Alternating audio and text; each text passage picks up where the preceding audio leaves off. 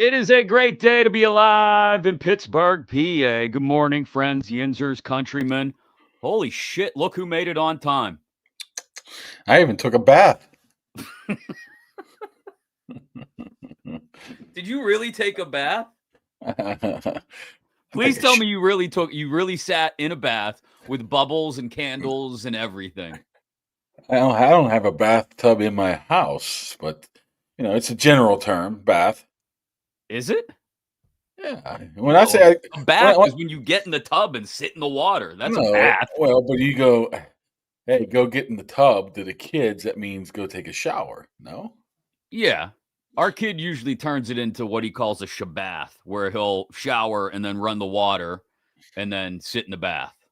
I don't know. Yeah. Nah, the bath was when the kids were young and they just sat in the pool with their own filth. Yeah, exactly. I'm a shower guy, in and out, In, out, up, down, round and round. Welcome in, everybody, to Kaboly+Mack. You're angry. I get it. Like an old man trying to return soup at a deli. And that's okay. We're all kind of pissed off after the way the Steelers have played the last 2 weeks, at least on defense. So we're here to get it all out because I still think there's more that people need to express despite everything we went over on Monday. No, people are mad, Kaboom, and we are the voice of the people. You know what? Taking a page out of my kid's book, I'll say the Steelers got the Temu of head coaches. Temu. Yeah, when my kid makes me go out and play backyard football every night after dinner. He's in that phase right now. And every time I miss a terrible throw, he calls me the off-brand Aaron Rodgers. So similar. Temu, off-brand, whatever.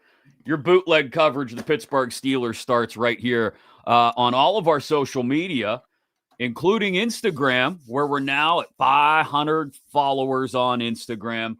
Just eclipsed that number this morning, which means we got $100 Yoli's gift certificate to give away here, Kaboom. Ooh, hope I win. To do that in a second? As long as I hope it's somebody. No, you can't win. Stop it. Sure, I can. I want some you Yoli can't. rolls. I want some Yoli rollies. Well, then go buy them. Or I do. And ask Benny and see if he'll give you some. Every time I go, Benny's not there, so he's a busy guy. He's there a lot. He must be a morning, afternoon guy. Yeah, I mean, when you're running the joint, you don't have to be there all night, at least not hopefully. That's what we call delegation. Got to thank our good friends at Southwest Greens for supporting the show always. Maybe your yard is a mess. Maybe you're tired of it being a mess. Maybe you're just tired of spending all the time, money, and maintenance on your yard that you do. Get grass that never needs to be mowed, watered, or fertilized. Beautiful artificial lawn from Southwest Greens. You go, oh, fake grass? Yeah, but it doesn't look like fake grass. It doesn't feel like fake grass. It doesn't act like real grass.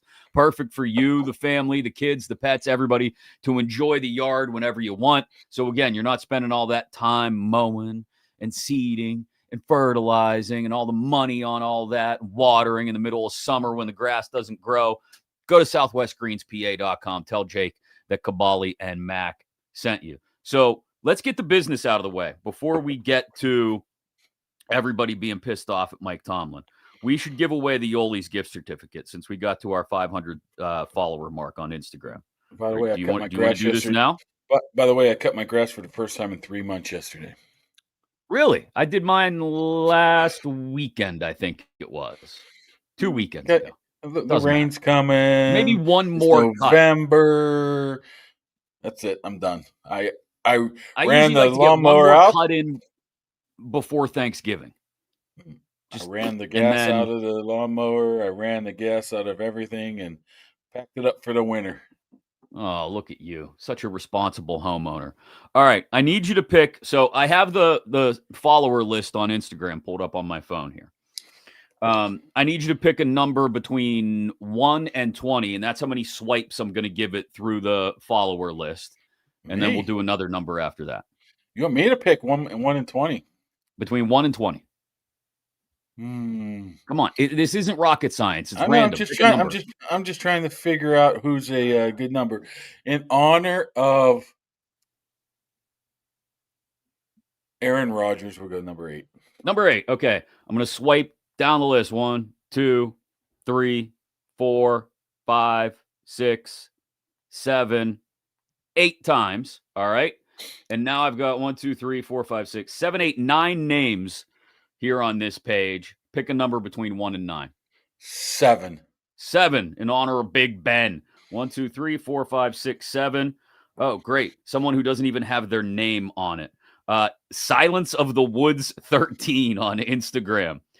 Hunting, fishing, being outdoors, and spending time with my family in their bio, and a picture of a bike up against a tree in the woods. So congratulations to Silence of the Woods 13. I'm going to tap the little follow back button here and message them to tell them that they've won a $100 gift certificate. Tell them if they're out of country, out of state, they can donate it to the program. Why? Why always angling for something for yourself? You're getting a beautiful new truck in a couple of days. Should be today. Not new. First of all, not new. Okay, pre-owned. How about that? Yeah. Okay. You don't need any more. Yeah. Right? You know, honestly though, that you know what else is not pre-owned? The payments. So. Well, yeah, things cost money. I'm sorry.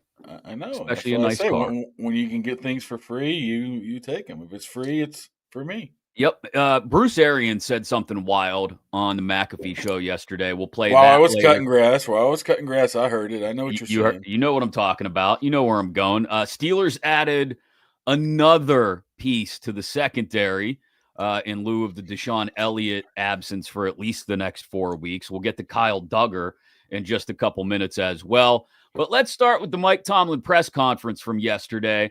And he was asked by our good friend Will Graves of the Associated Press about the team, not showing the same resilience it should in the face of adversity the last couple of weeks.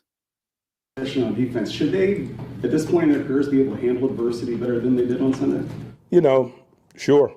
Our kids should do what we tell them to do, but they often don't. That's such a non-plus response to a legitimate question. Sure. Yeah, they should, but they didn't. You feel like that was a little blame shifting there by Mike Tomlin? If it wasn't, it sure came off as one, right? Yeah. I mean, it came off as, let me tell you, let me preface this whole thing is Mike Tomlin gives zero shits what he says in there. He does not prepare. He does not care what the backlash might be coming out of it. So we preface it all with that then he asked this question. So, when there are zero job security issues he doesn't surrounding your role, you have very little reason to give any shits about anybody outside the building. That's the problem with these press conferences is people take it for the words he says. Whatever he says, he just says. That doesn't mean he means it. He believes it. He tells his team that. But yet we sit there and we parse and pick everything apart like everything he says is gospel. It's just not. It's gospel to us because he does not give a rat's what about what we do and what not what we do, but what he tells us what goes on behind closed doors. Saying that, I mean, how can't you not take it as, hey, I tell them what to do, they just don't do it. I mean, in my history, in my experiences covering the league, typically they probably do tell them exactly what to do. Just like when Danny Smith told Caleb Johnson, get on that ball a million times, then all of a sudden he didn't. But is that a good look at that point right now? First of all, he doesn't care. That's nice. Number one. I mean, the whole preface is he does not care what he says, and you picking apart everything that he says. Wouldn't that also because he does not? He probably does not say this behind closed doors. Wouldn't that also imply that he doesn't care what any of us think? Right? Yeah. I mean, that's probably why people view him as a player's coach, right? He'll do anything but to throw those guys under the bus. Well, I mean, he wasn't exactly effusively positive about Darius Slay, a veteran in the league yesterday. He could have done some decent things. Well, he even he can't cover that up, right? But for the most part, he's not going to say this guy's a piece of garbage. I mean, his classic one is always, Well, I did not hear that, so I cannot speak of that. Cam Hayward. Okay. Yeah, he said that about Cam Hayward's He comments. said that about George Pickens' eye black last year, too. So, that's an easy out. Here's the thing. I don't want anybody running an organization, and let's not be confused. Mike Tomlin runs the Steelers, okay? He's got a general manager, obviously, that goes out and helps him procure the players that he wants. He's got a defensive coordinator who calls the plays. That was a big argument online yesterday afternoon, too. Is Mike Tomlin really calls the plays on defense? No, I don't. We've had it established that this isn't similar to what Keith Butler called it on his way out the door, that Mike Tomlin was calling the defenses towards the end of his tenure. Terrell Austin is calling the defenses, even if Mike Tomlin has a very heavy-handed influence on it.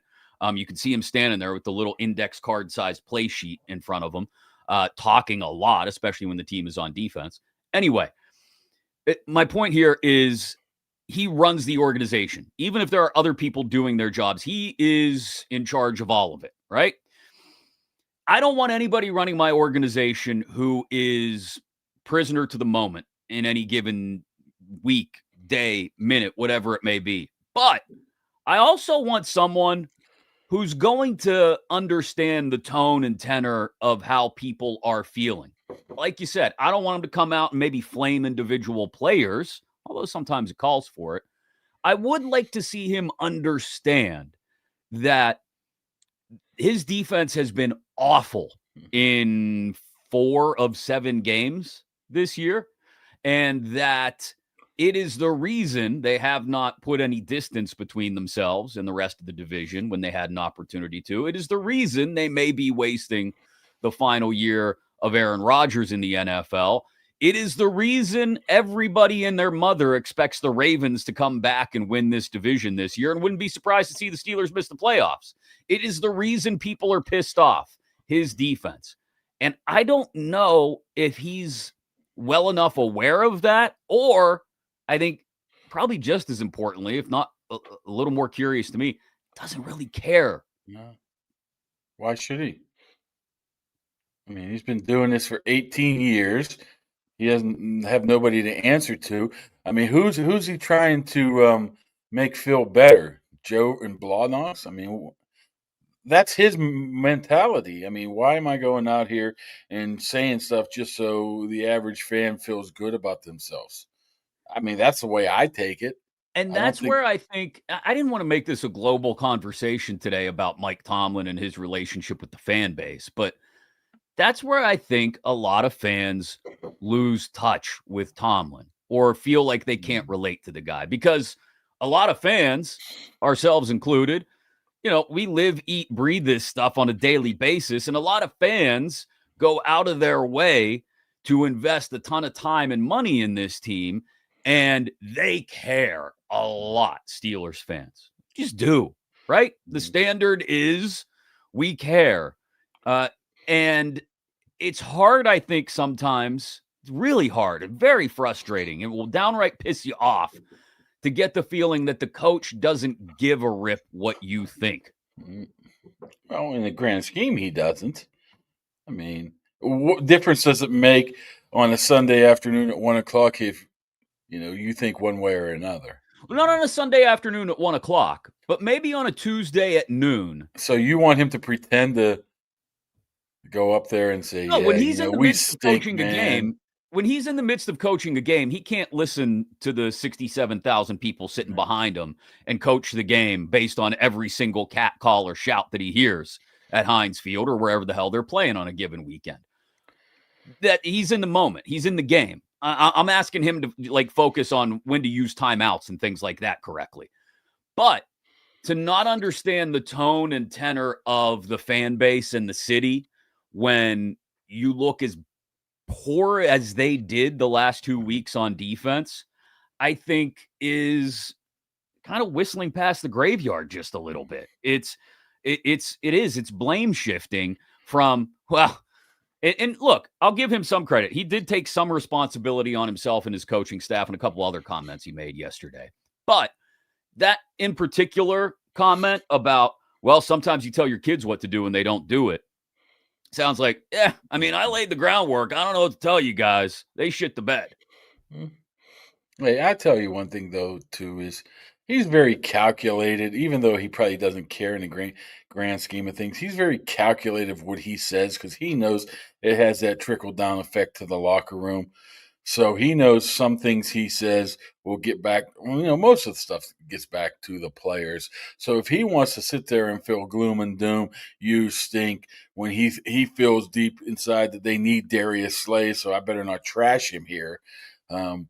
We need our defense to really step up here, so I don't really feel like hammering them right now. He's calculated in things that he says like that.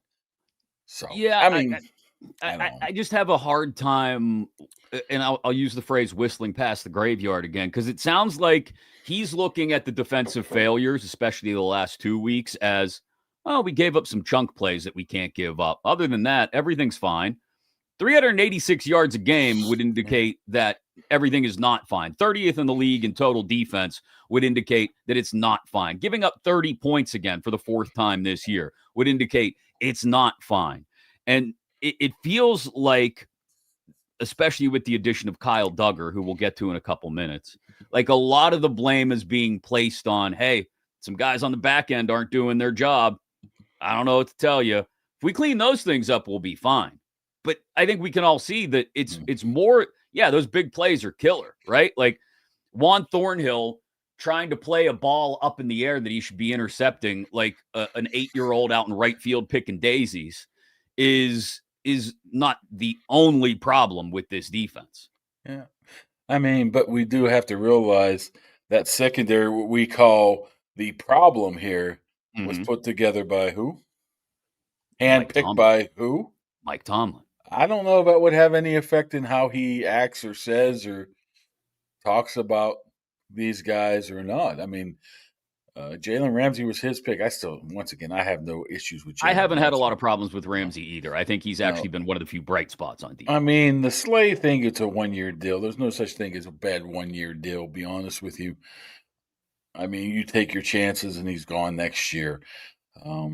Thornhill, those guys are late round picks, whatever. But that he honestly, he handpicked these guys on defense for them to struggle like this. Does he want to come out and say this? Probably not. Probably not. But I think the fever pitch of this fan base is a little, I don't want to say out of control, but a little hyper. Well, they want to fire everybody. And you know what? I am not a big proponent of firing people, especially coaches, in season.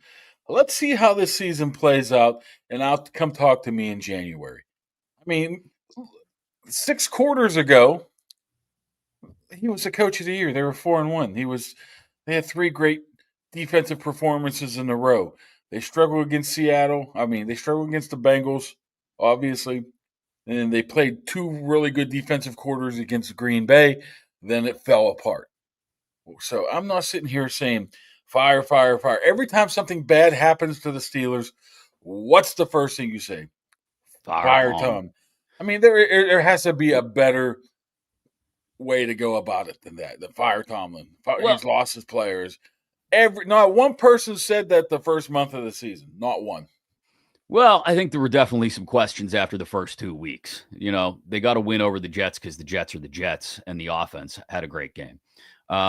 They looked bad against Seattle.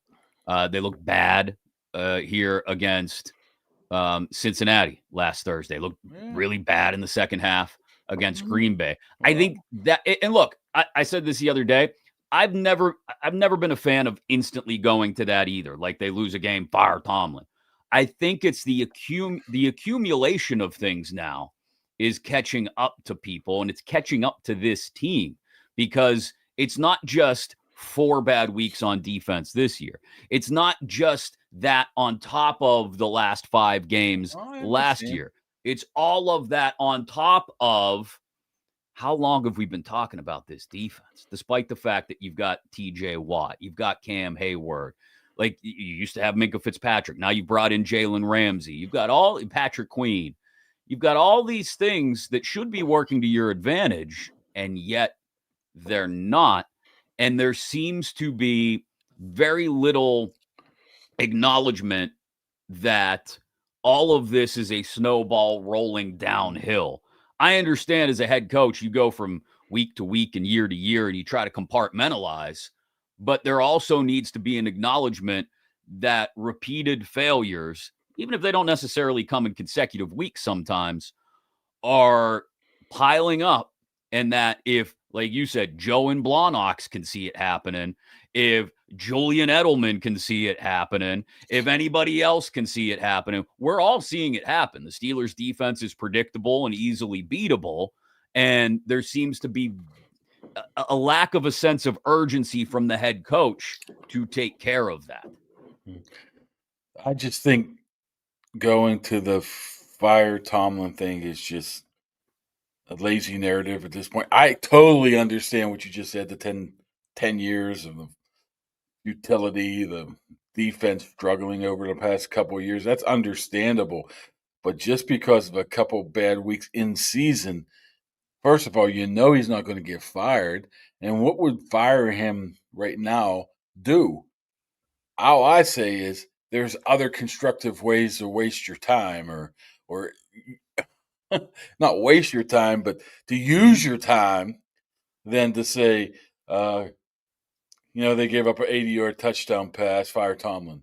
Okay, let's see how we're going to fix this, or let's have some intellectual talk of how to go about this rather than fire this, move. Who can move around?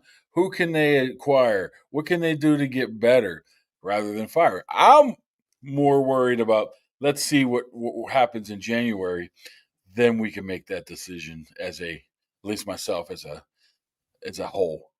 Is it worth? Is it time, or is it not time? Well, for all we know, they can win their next 10 games, or they can lose their next 10 games. I do think there is a certain amount of let's work within the confines of reality, which are, like you said, we know he's not going to get fired during the season. I do think that if this defense continues to, and it doesn't have to be every week, like maybe they clean it up against Indy. Who knows? Maybe they have a good game against the Chargers, but then they fall back to earth against the Bengals, the Bears, and the Bills. Like the problem is, it's almost like the organization resets its disappointment level in the defense after every good performance. A good performance will wipe out the previous 2 or 3 bad performances. And I think that's another issue, that it's almost like if you've got a big heaping cup of disappointment about the defense, they play one good game, we pour it out, and we start to accumulate disappointment all over again, at least organizationally. With fans, it doesn't work that way. We still have the memories of the second half against Green Bay, the Cincy game, the Seattle game, the Jets game, the last 5 games last year, and it's all just sitting there building up, and starting to spill over into, my God, why can't this defense consistently perform? To your point, maybe they get it together, but everything we're seeing, everything that's accumulating and spilling over is giving us less and less and less hope that it will consistently perform. Another thing is with it being a waste of time, he signed through the 2027 season, which means you could pretty much rubber stamp him being back next year, regardless of what happens. Then if he's in his final year of a lame duck season, then maybe you could talk about it. So, it's just to me, it's a waste of time. How are you going to get better? How are you going to turn this around? How are you going to beat the Colts? How are you going to beat the Chargers? How are you going to get back into this? How are you going to fix that secondary all of a sudden? So people were sitting there sitting on their hands, man, just waiting. And that second and a half of the Packers game, they're like, this is the time.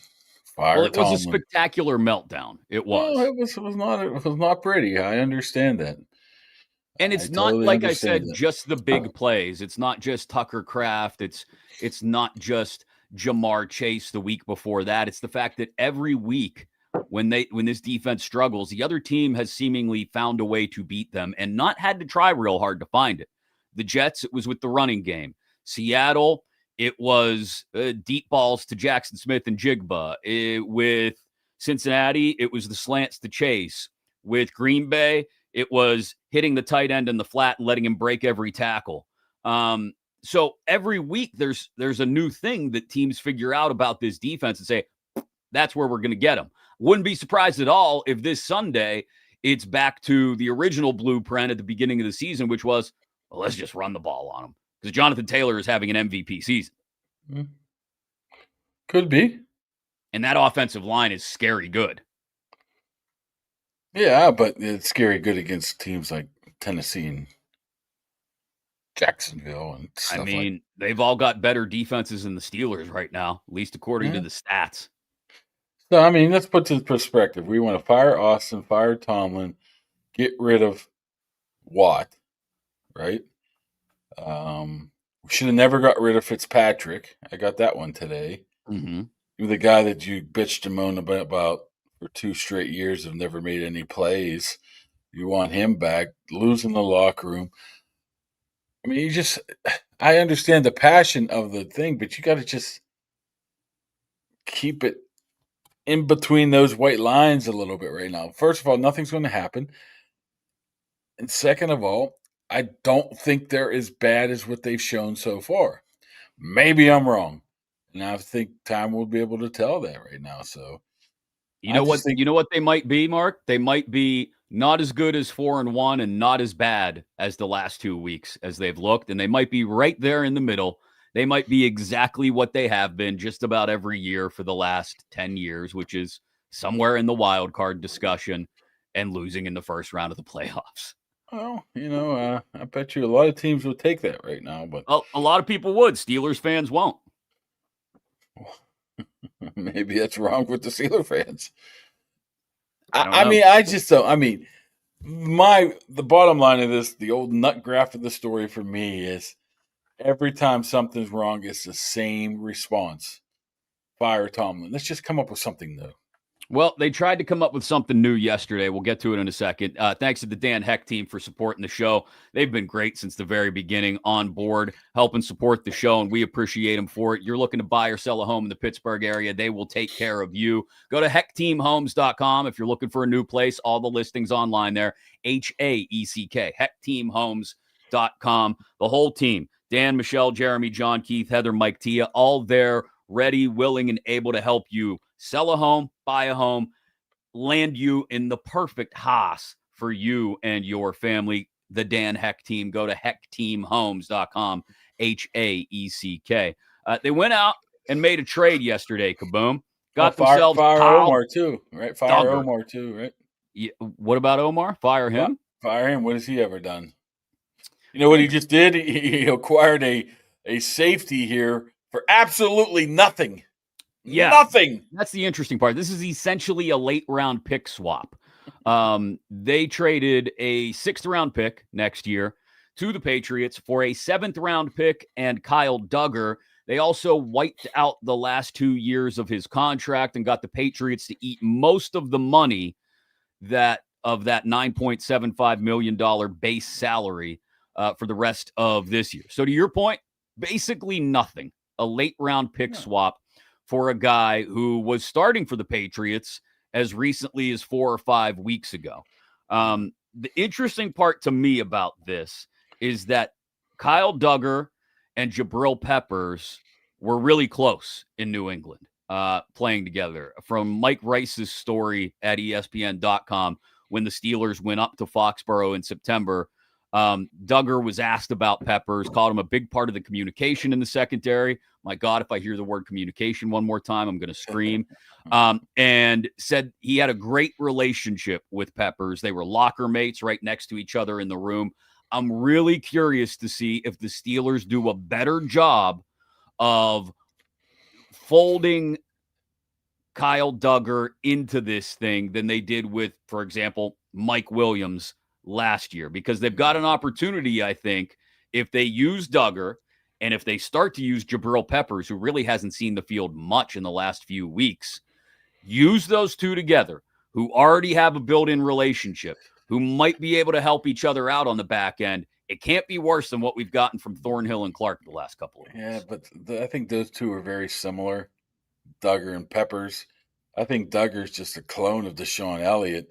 I don't think he's going to cover too many people very well. So what I would still like to see is Jalen Ramsey back here somehow, maybe alongside a guy like Duggar. I mean, Peppers hasn't played that much, which is surprising to me. Which means they must see something that they don't like out of him, at least in regular base defense or defense in general.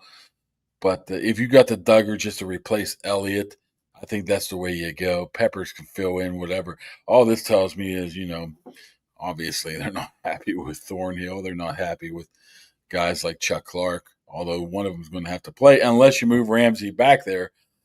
But they went out and they found somebody. I mean, they found somebody. They weren't sitting back and waiting. Is he going to be any good?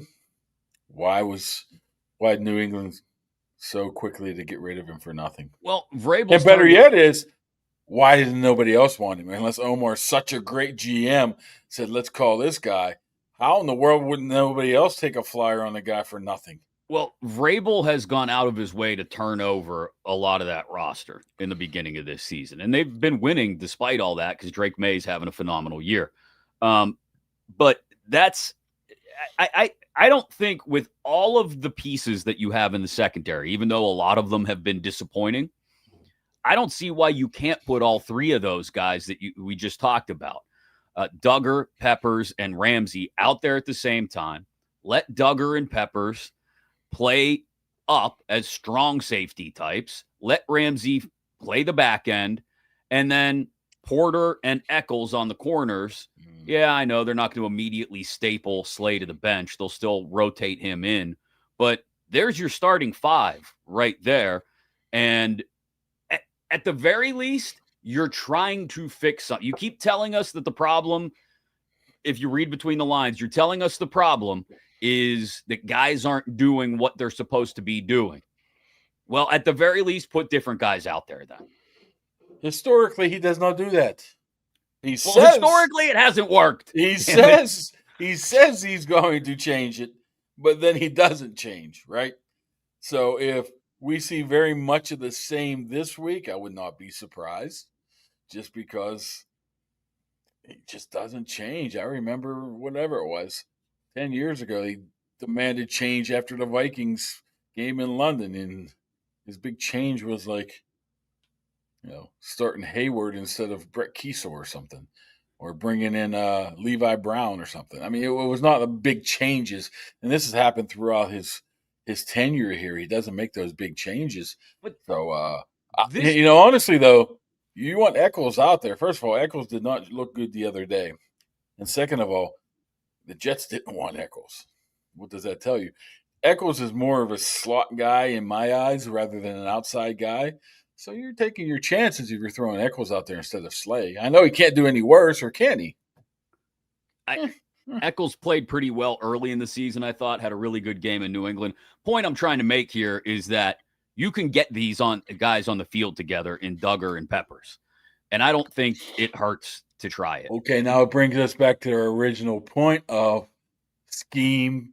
Who comes up with the scheme and who calls the plays? So... Well, it also brings me back to the original point that I mentioned a little bit ago of, you make a good point. They don't traditionally make giant waves in season, right, with changing personnel. Well, when something doesn't work and you keep trying it anyway, that's the definition of insanity. So start trying more different things. And again, what can it hurt? Is your pass defense going to get worse? It statistically can't. Statistically, it can't get any worse. It's 32nd in the league, your pass defense. But what I'm saying is, if you've got your head coach in that room on Monday and Tuesday and saying, this is what we're going to do, so if it fails again, and we're going to sit there and blame Austin, I mean, we don't know how that scheme goes. We don't know how that works, and we'll never know how that works on when they put together the game plan and the scheme on defense of what they want to do. I have a feeling, just to hear Mike Tomlin talk, in different settings before, that he has, I wouldn't say total control, but sure to hell a lot of control. But you got Carl Dunbar in there, you got TA in there as well. Is what I'm saying is, if you're moving these changes around, or people are changing or not changing, heading into the game is based on one guy and one guy alone, in my opinion. That's Tomlin. So if it fails, it's him. Which is another narrative that has been around for years, which is his inability to bring in assistant coaches very strong assistant coaches who will bring ideas to the table that may end up superseding his own. Brian Flores was here for a year. I understand they probably had a little handshake agreement like, hey, Brian, if you can go out and get a job somewhere else, you go out and get a job somewhere else. But if you're Mike Tomlin, in my opinion, whether we're talking about Brian Flores or taking control of the defense from Dick LeBeau years ago or from Keith Butler years after that, or just not hiring the stronger, more innovative assistant coaches, that is something that has existed over the years as well. And again, if it's not working, then you go out and try something different. And that's been something where you used the word stubborn the other day, right? I think that's the primary fault of Mike Tomlin right now. Too stubborn and too patient in waiting to see if things work themselves out. And I understand in the pocket of what we're talking about right now, we're talking about 2 weeks and 4 bad games this year. But that's, again, when I start to expand the conversation out to what we've seen over the last several years. And it's, he doesn't change quickly enough. He's not flexible enough. He's not willing to listen to other ideas. He sets the course and everybody else has to work within his game plan. Yeah, I don't know, man. I don't know how much, back to Flores, I don't know how much he had to do with it, of anything game planning or anything like that. I think he came in, it was a hard ass and was just looking for that next job. I don't know how much he sat down and said, we need to do this, and that, Well, but that's an indictment in and of itself. I don't know. If he brought in Brian Flores and didn't let him contribute in the way that I'm sure he contributed. But he's not sitting here bringing out the outline here and saying this is what we need to do. I mean, here's my I'll question. tell you one thing: Dunbar's a strong voice, and he's been there for 15 years, so he has a lot to say in that too. I would imagine a lot of those other guys. I mean, they don't have a ton of.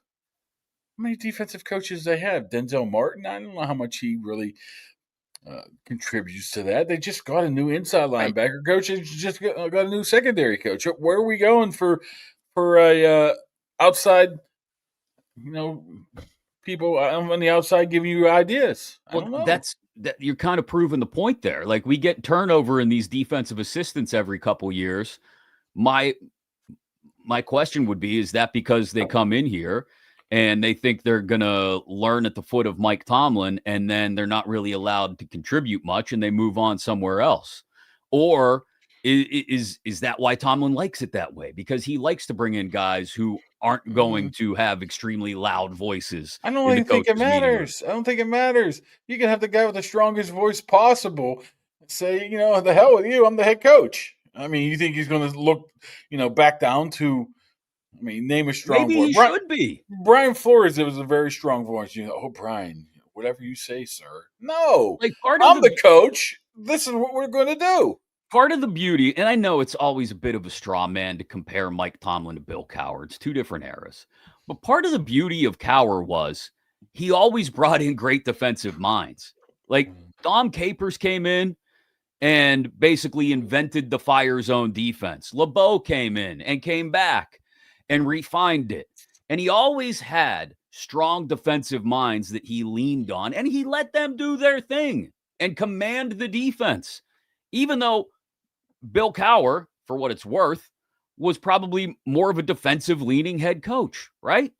So he let guys come in and take control of that side of the ball. We still, 18 years in, and over the last decade, it's been a struggle on defense more often than not.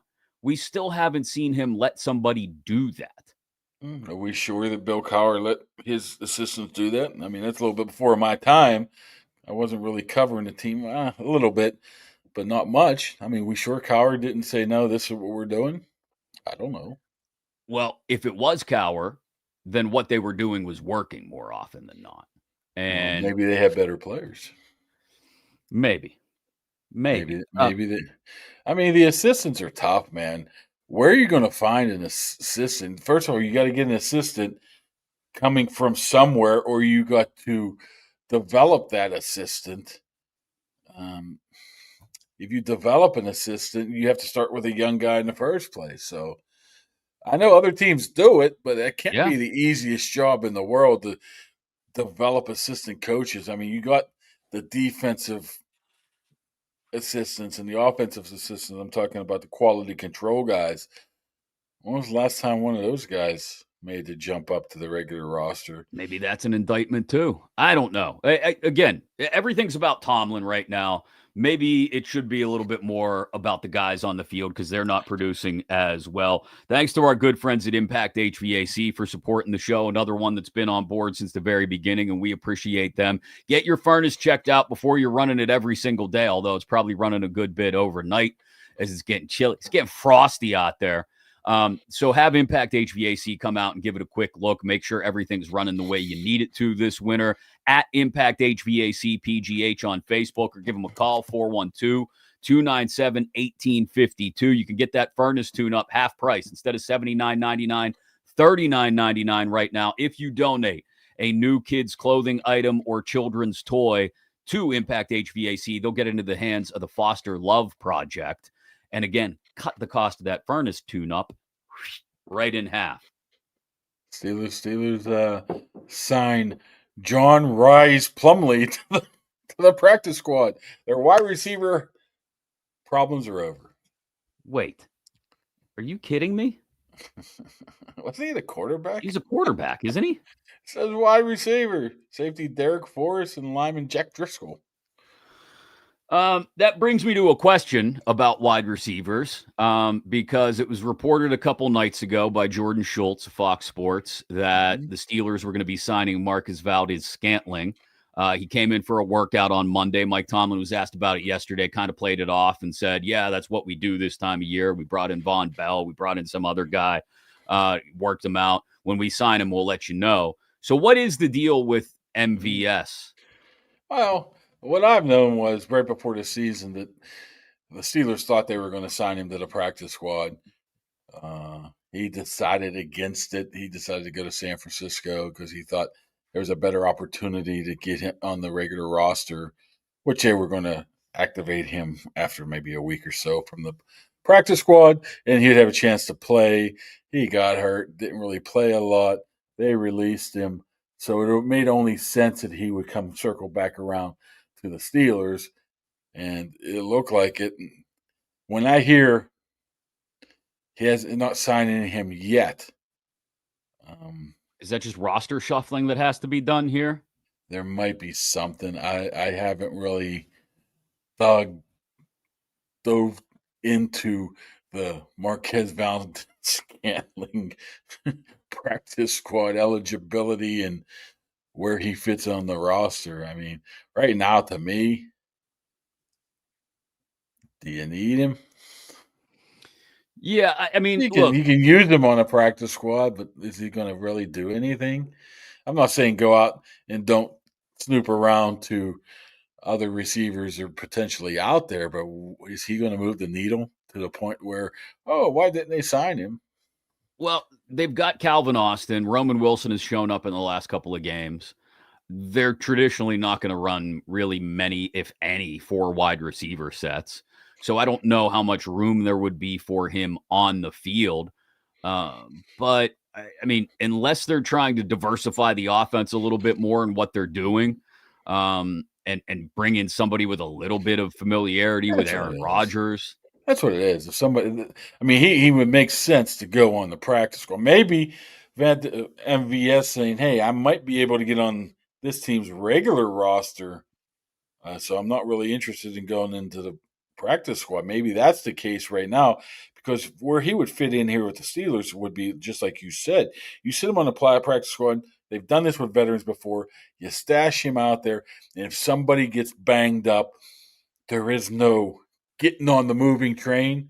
At least when it comes to your quarterback, he's a veteran who's played with the quarterback. He can jump in and at least provide a little bit of familiarity to the offense and to the quarterback. So that's where it would make sense to me. Maybe he's thinking there's something else out there. Wait till after the Trade deadline? Yeah. I'm just spitballing here. Wait till after the trade deadline, and maybe some teams will be looking for somebody to add to their roster, and that's why he's waiting for it. I don't know. Yeah, I mean, I tend to agree that wide receiver issues are pretty far down the list right now of things going on with this team. They've got to learn how to use their tight ends first before they then start to learn how to use a second and third and fourth wide receiver. So again, I don't know. I just found it curious that it went from, yeah, we brought him in. Yeah, they're going to sign him to, we'll let you know if anything happens. All within which sounds like period. to me, like I said, what it sounds like to me, it's his choice, not the Steelers' choice. And if you're MVS, like you said, do you want to be stashed on a practice squad if you can actually go play somewhere else? I don't know. Thanks to the good friends at Higgins Professional Painting for supporting the show as well. Going to get into Kaboom's house soon and do some Next work. week. Next week. I think I don't know. She told me the 10th, the 11th, maybe something. Okay, like so that. the week after next, Chargers week. So they might do it while you're flying out to beautiful Southern California. No, when I'll be flying back. I think it's on a Tuesday. Okay, but they're going to get in there. They're going to paint your wife's office there in the house. Whatever you're looking to do, interior, exterior, fresh curb appeal, a new look inside. They'll come on in and do it. All the drywall repair as well. If you're like us and you got kids that have banged the house up, they'll fix that up just a little bit. You know, the holes in the wall, the dents, all that kind of stuff. And then they'll make it look beautiful again. Even if you got a business, commercial and industrial painting as well. They do it all. Higgins Professional Painting. You want to have them stop by and get you your free estimate, get in touch with them today, 412-344-0480 or HigginsProfessional.com. We appreciate them supporting the show as well. Big fans of Higgins and the fact they've been doing this for a long time. They're professionals. It's right there in the name. I might, when they're here, try to get an estimate on this. Yeah, do that. Do something more than just the old press passes on the back wall. I just slammed that up there. It's in there with like a thumbtack or something. They'll fix that for you. Well, look at that. It's the WWE belt. Yeah. There's Johnny Lawrence of the Cobra Kai. I can't see right here. There's the Iron City light that I have not hung up yet because I'm going to. You've only had that thing for a month and a half. Well, I got to figure out where I'm putting stuff at. Yeah, that's the problem here. Yeah, lots of excuses. I'm very indecisive. That would be an excuse, and we don't make them. So I mentioned this earlier in the show. Bruce Arians, who visits with the Pat McAfee show every week, was on yesterday and said something really interesting when they threw out the idea that maybe all four coaches in the AFC North could be on the hot seat. Division of football. They got one team with a winning record of 4-3. All right, that's not good. And they got to play each other. 9-8 might win the division. Whoever wins the division gets to come back next year.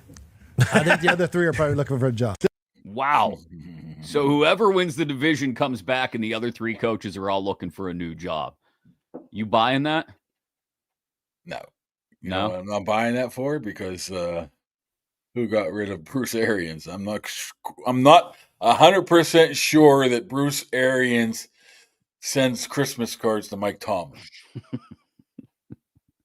But I think there is a point to be made there. The first thing that went through my mind. That the entire division is a bit of a mess right now. Like they also threw a number up on the screen yesterday during Pat's show. As a division, they're giving up like 270 some yards on defense every week. So even though you got Myles Garrett with 5 sacks last week, congratulations, you still got run out of the building by the Patriots. Even though you got Trey Hendrickson in Cincinnati, may get moved by the deadline, who knows?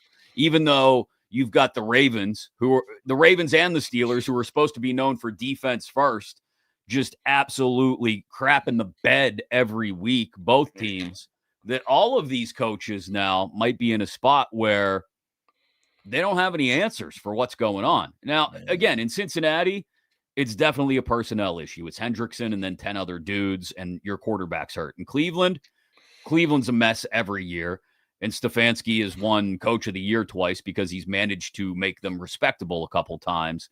In Baltimore and Pittsburgh, I think it's a more interesting conversation. A couple of guys that have been in the league for 18 years who are synonymous with one another, who have met each other more than any other pair of coaches not named Hallis and Lambeau, that they both are on these rocky boats right now where it feels like they could be taking on a little water. And look, neither the Ravens nor the Steelers are going to fire their head coaches in the middle of the season. You made that point earlier. I think it's a good one.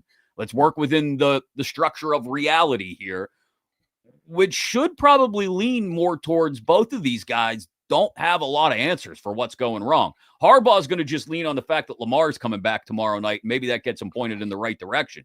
Mike Tomlin doesn't have a quick answer coming anymore.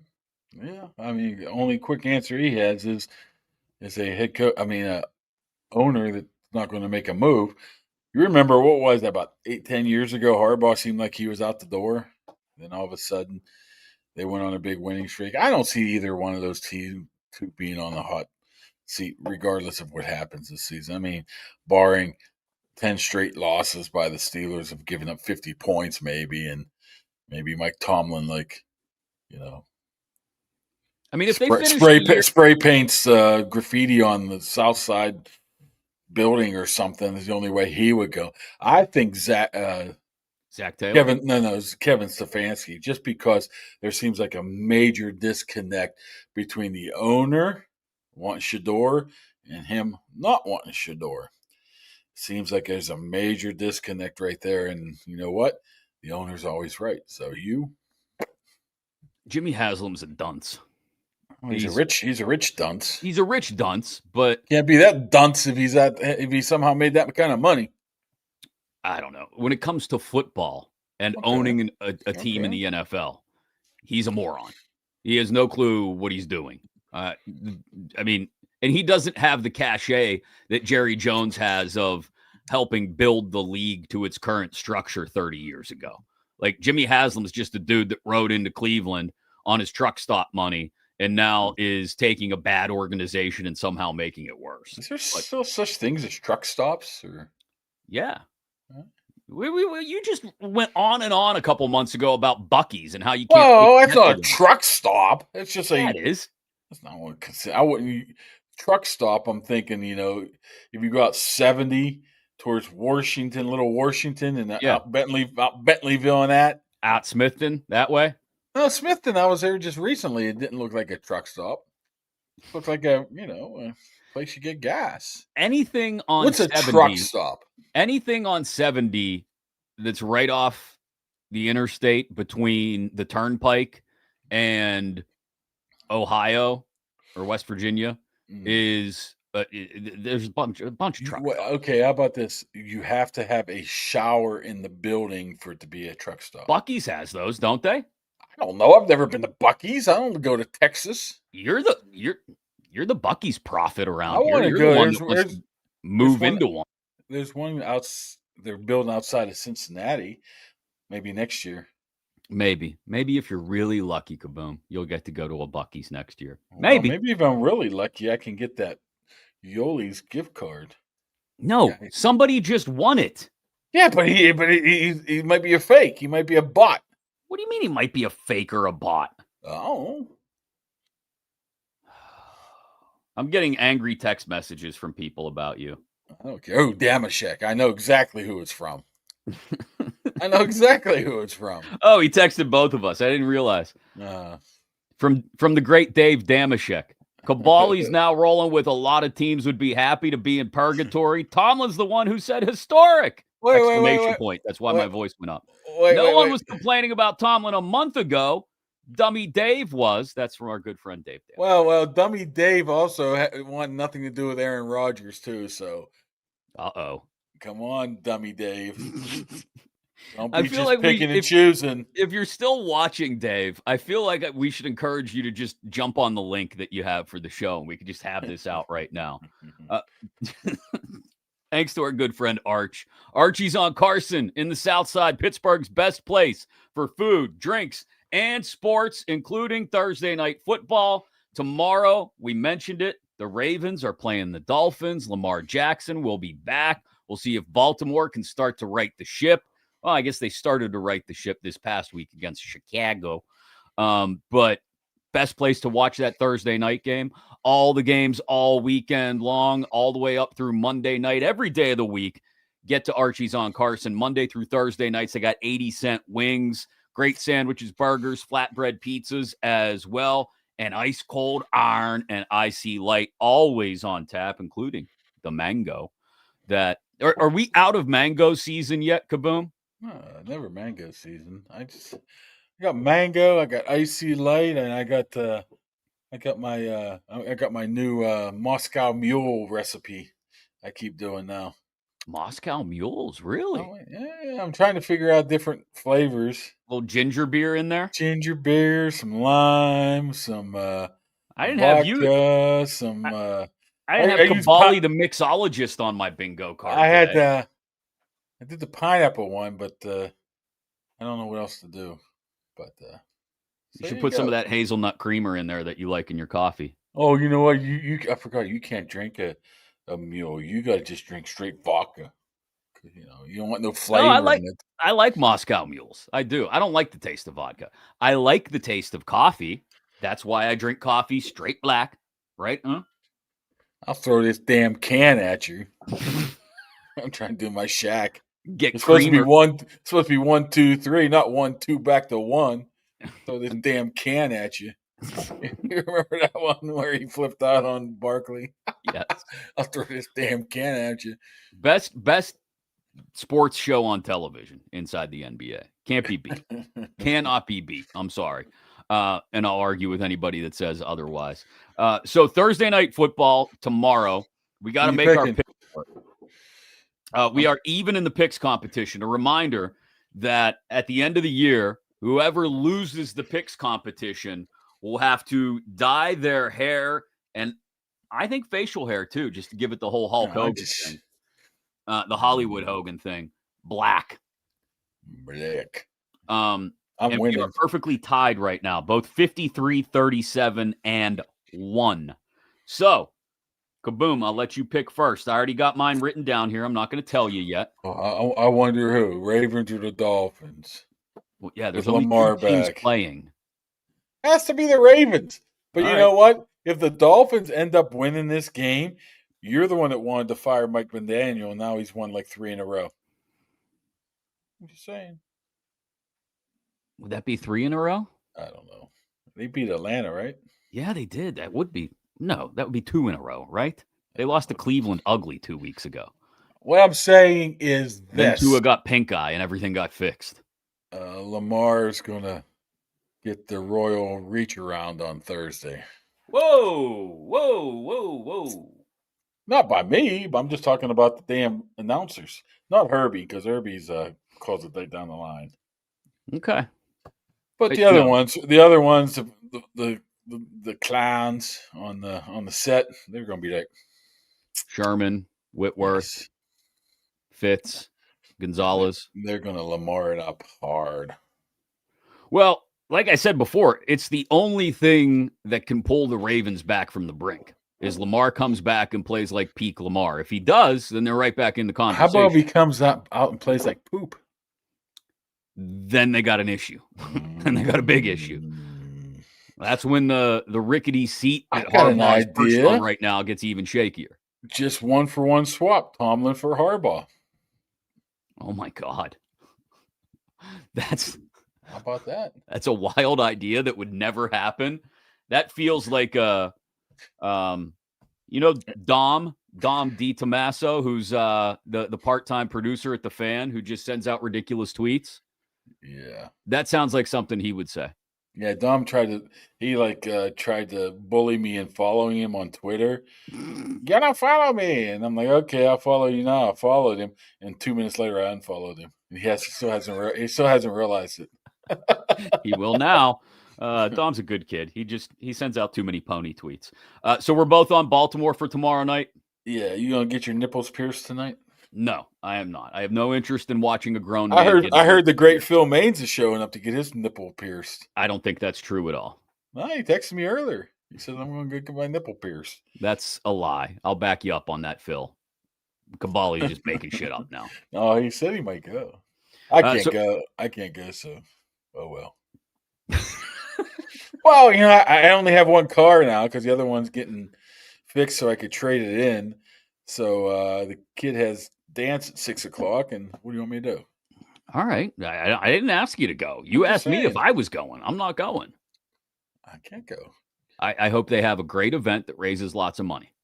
You should go. You're part of the station. I'm part of the company. You see, the company. Exactly. No, I will not be there, but I hope Pony survives with very little pain. Man, nipples. Jesus. All right, that's going to do it for today. We will be back on Friday. We'll see if we can drag somebody from Indianapolis onto the show with us to give us a Colts perspective. We could have a good one, but we could. We'll have somebody. I got to pull some strings. Okay, see if you can make it happen. We know some people in Indianapolis, so I would hope we'd be able to make it happen. We'll see. We'll see. You never know who's going to pop up here on Kaboly+Mack, even though Damashek never logged in to argue with you in person here this morning. Dummy Dave, that's why. Dummy Dave. All right, that's going to do it for today. Make sure you're following on Instagram. We'll cook up another prize for that, another number for it. Congratulations. Hold on. I got to find the guy's screen name again on Instagram. We're close to giving away either Will Hyde. Congratulations to our winner of the Yoli's gift certificate. I can't find his name right now, but we're going to make sure we get him that so that – where'd he go? He's not even on the list now because he's got to approve our follow. This guy better get back to us or else somebody else is getting it, and no, it's not you. But, yeah, we're close as well. Let's see. How many YouTube subscribers, Kaboom? What are we at? Let's check the number. Let's go to it. 2,893. So we are exactly 125 subscribers on YouTube away from somebody winning either their choice, the autographed Will Howard Steelers helmet or the Stone Cold Steve Austin autographed black leather vest. Can't guarantee you'll get it in time for Halloween. Sorry. But that's going to do it for today. Make sure you're following on all the socials, as they say, at Kaboly+Mack, and we'll do it again Friday morning. Sound good? See you in